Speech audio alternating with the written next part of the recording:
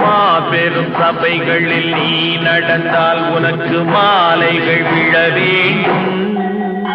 ஒரு மாற்று குறையாத மன்னவன் இவன் என்று போற்றி புகழ வேண்டும். மாபெரும் சபைகளில் நீ நடந்தால் உனக்கு மாலைகள் விழ வேண்டும்.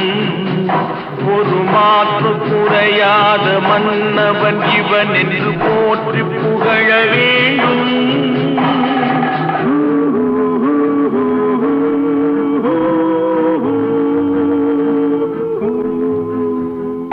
உன்னை அறிந்தால் நீ உன்னை அறிந்தால் உலகத்தில் போராடலாம்.